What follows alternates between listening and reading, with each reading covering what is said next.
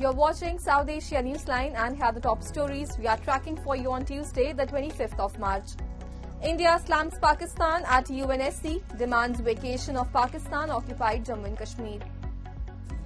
Pakistan continues to arrest Baloch leaders as police crackdowns on protesters. And UN warns 4 million Afghan girls could lose education by 2030.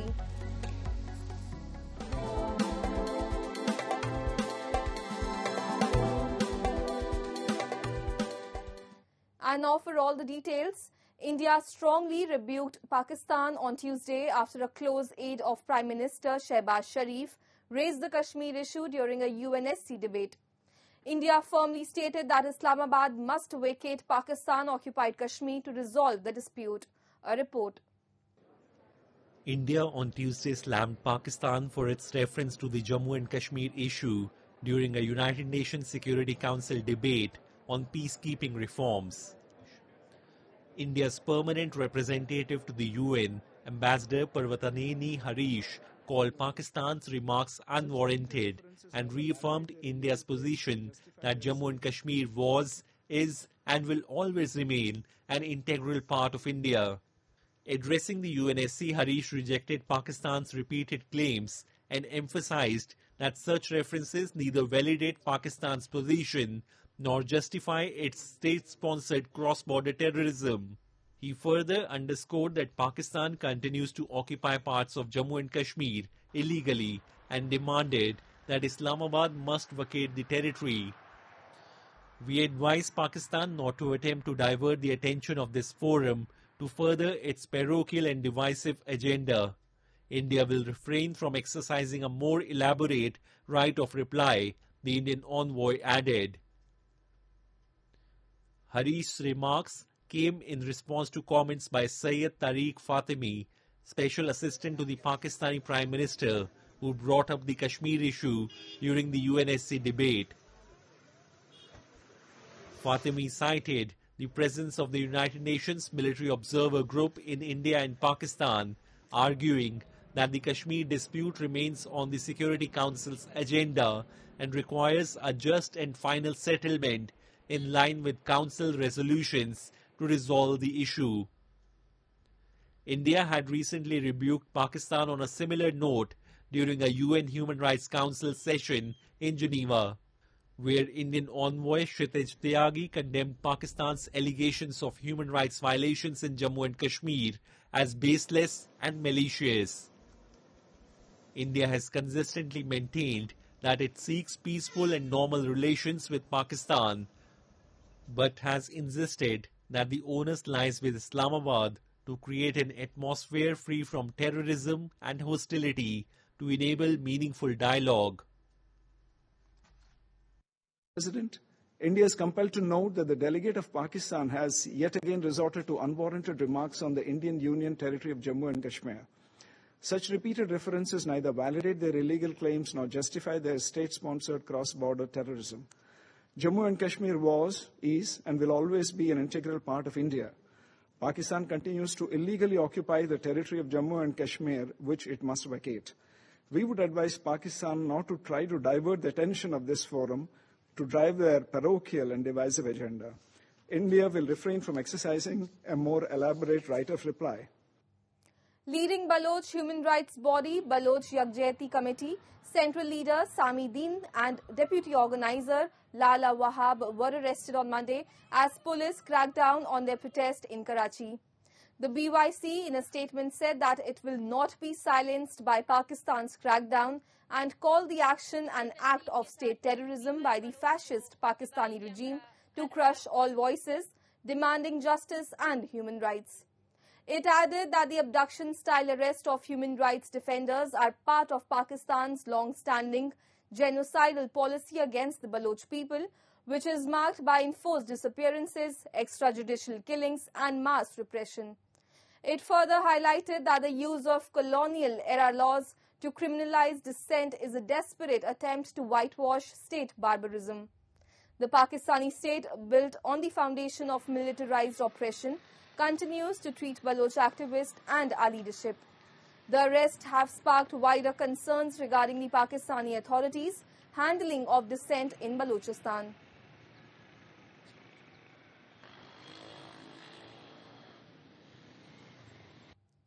Moving on, the education system in PoJK is facing a dual crisis, with government schools plagued by inefficiencies, while private institutions exploit parents through inflated fees. We have a report. In Pakistan-occupied Jammu and Kashmir, the education sector is grappling with significant challenges. Government institutions in the region are burdened by outdated curricula and widespread inefficiencies, prompting an increasing number of parents to turn to private institutions in search of better educational opportunities for their children. सरकारी तालीमी इदारों की निस्बत लोग private तालीमी इदारों को तरजीह देते हैं। उसकी बुनियादी वजह यह है कि एक तो रियासत जम्मू कश्मीर या पाकिस्तान के अंदर यकसान निसाब तालीम का ना होना है। प्राइवेट तालीमी इदारों के अंदर ऑक्सफोर्ड समेत दीगर जो है वो किताबें भी पढ़ाई जाती है, जबकि सरकारी तालीमी इदारों के अंदर एक ही निसाब जो है पढ़ाया जाता है, जिससे लोग जो है और सरकारी इदारों के अंदर चूँकि सिफारिश कल्चर है, उस सिफारिश कल्चर ने सरकारी इदारों को तबाह करके रखा हुआ है। While private institutions are favored for their better education, they have also come under growing scrutiny for their business practices. Most of these schools are prioritizing profit over the well-being of students, with reports of inflated fees, mandatory purchases of overpriced textbooks and stationery, and a lack of transparency in their operations. Private तालीमी इदारा जो है वो mafia बन चुका है। Mafia वो इस तरह बन चुका है कि मोस्टली प्राइवेट तालीमी इदारे जो हैं उन्होंने अपनी कापियां अपना निसाब स्कूल के अंदर ला के जो 100 रुपए की कापी है वो 200 रुपए में बेचते हैं और बच्चे को और वालिदैन को फोर्स करते हैं कि जाके वो कापी आपने स्कूल के अंदर से लेनी है, यूनिफॉर्म भी स्कूल के अंदर से लेनी है, हर चीज स्टेशनरी तक स्कूलों के अंदर रखी हुई है और वो माफिया बन के दोनों हाथों से जो है वो वालिदैन को लूट रहा है। As the education system in PoJK continues to struggle, parents are caught between the decline of government schools and the exploitative practices of private institutions, leaving many questioning the future of their children's education. Moving on, the United Nations has warned that by 2030, 4 million girls in Afghanistan will be deprived of education due to the ban on their studies by the Taliban and other challenges. Spokesperson for the UN, Stephen Dujarric, however, expressed hope on Monday that progress will be made to lift the ban on studies of Afghan girls and women. This comes as the UNICEF in its recent report stated that in the upcoming academic year, 4 lakh girls will be excluded from the educational system, further worsening the situation. The report highlights that the number of girls missing secondary education has now risen to 2.2 million, marking a significant increase in the lack of access to education for girls. Despite international pressure, the Taliban has not yet reopened schools for girls above the 6th grade.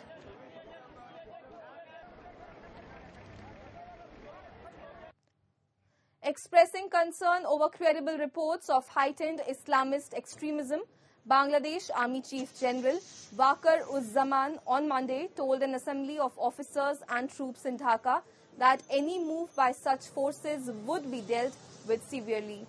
Addressing an event, General Zaman said he feared that widespread disturbance might be set off by the Islamist forces over the next 1 month or so, even as he revealed that an American Senator, Gary Peters, who met him last week, had shared his concern over the sudden and rapid growth of Islamist extremism over the last 8 months.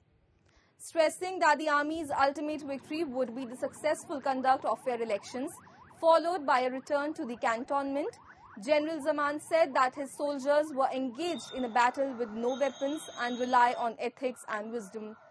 He cautioned the soldiers to not be swayed by any provocation.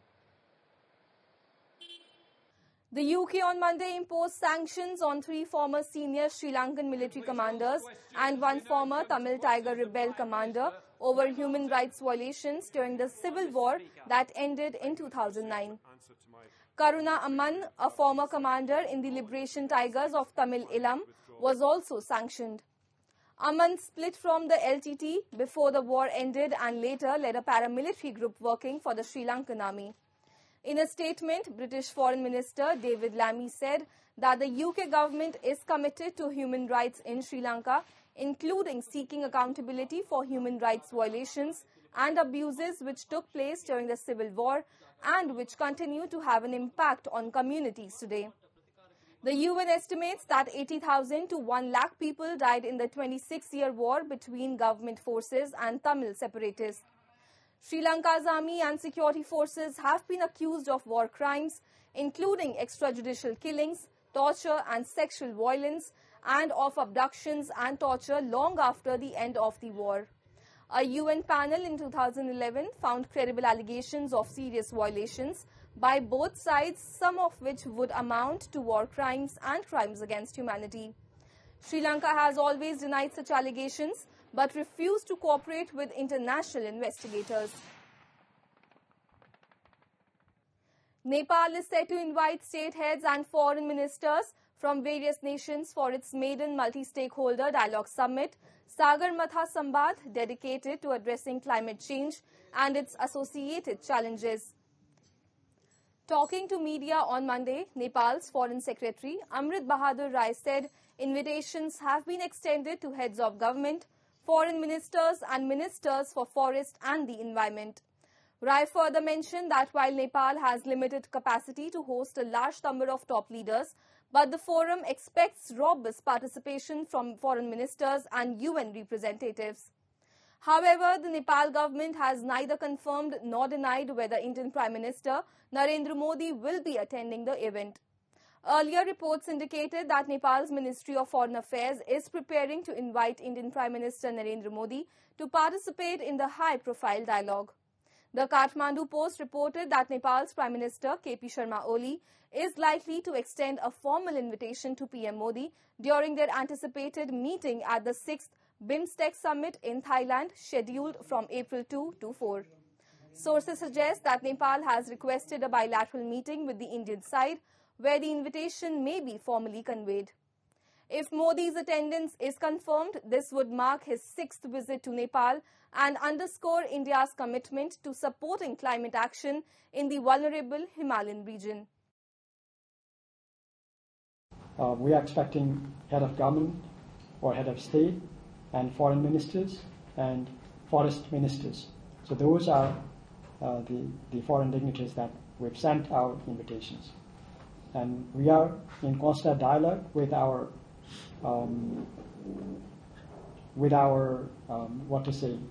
the contact points or interlocutors in different capitals and different stations, and we will of course reveal the list of dignitaries, foreign dignitaries, on due course of time.